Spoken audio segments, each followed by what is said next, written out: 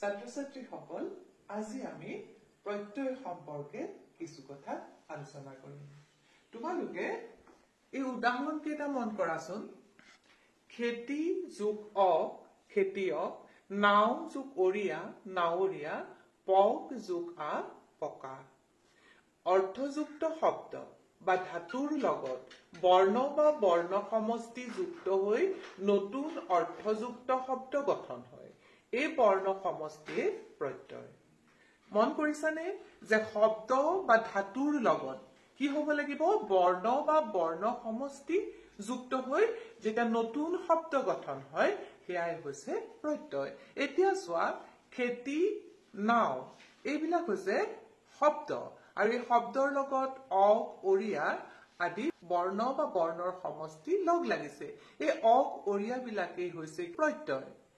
হেদৰে পক শব্দটো হৈছে এটা ধাতু আৰু ধাতুৰ লগত প্ৰত্যয় লগ লাগি পকা হৈছে এতিয়া আমি আলোচনা কৰিম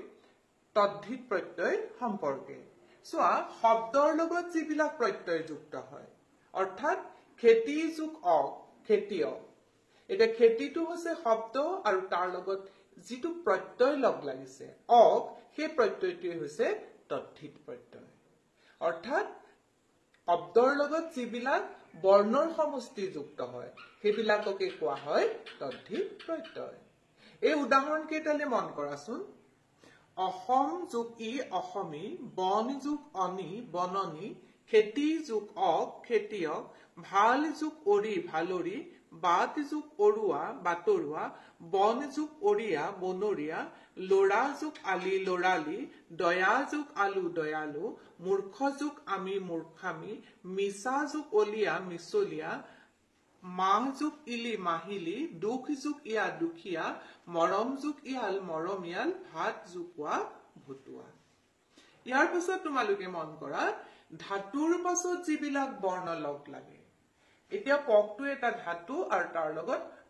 বৰ্ণ লগ লাগিছে আৰু এই বৰ্ণটোৱে হৈছে কৃত প্ৰত্যয় অৰ্থাৎ ধাতুৰ লগত যিবিলাক প্ৰত্যয় লগ লাগে সেইবিলাককে কোৱা হয় কৃত প্ৰত্যয় তোমালোকে এতিয়া উদাহৰণ কেইটা মন কৰা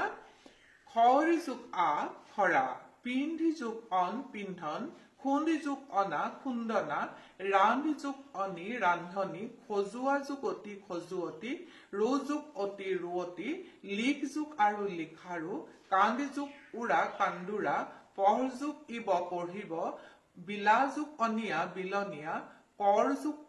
কৰোতে মাঘ যোগ অনিয়াৰ মাগনিয়াৰ দে যোগ উৰি দেউৰী দা যোগ দাউনী এই যে খৰ পিন্ধ খুন্দ ৰান্ধ খজুৱা এইবিলাক হৈছে ধাতু আৰু ধাতুৰ পাছত যিবিলাক বৰ্ণ বা বৰ্ণৰ সমষ্টি লগ লাগিছে এইবিলাকেই হৈছে কৃত প্ৰত্যয় এতিয়া তোমালোকে মন কৰা নিৰ্দিষ্টতাবাচক প্ৰত্যয় তা তো তি এটা লৰাটো শিশুটি আদি খন খনি খিলা কিতাপখন পুথিখন পাতখিলা আদি জন জনা জোপা এজন গুৰুজনা ফুলজোপা আদি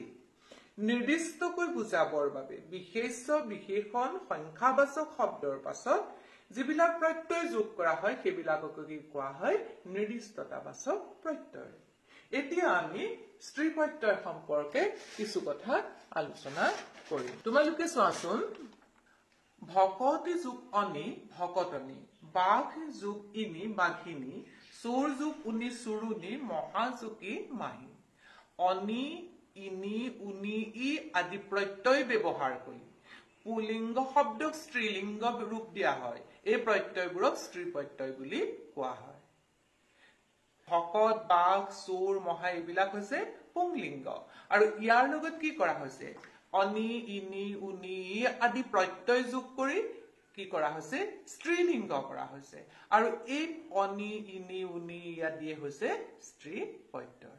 সেইদৰে পোৱালি হ্ৰস্বইকাৰ এফালে পোৱালি দীৰ্ঘইকাৰ সেইদৰে নাচনি হ্ৰস্বইকাৰ নাচনি দীৰ্ঘইকাৰ ৰান্ধনি হ্ৰস্বইকাৰ ৰান্ধনি দীৰ্ঘইকাৰ এতিয়া চোৱা ইকাৰন্ত পুংলিংগ শব্দক স্ত্ৰীলিংগ ৰূপ দিওঁতে দীৰ্ঘই প্ৰত্যয় ব্যৱহাৰ কৰা হয়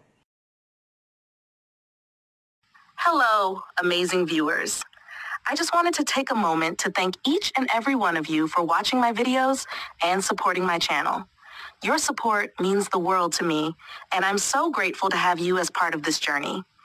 If you enjoyed the content, please don't forget to subscribe to the channel for more exciting videos, like this video if it brought value to you, and share it with your friends and family who might enjoy it too.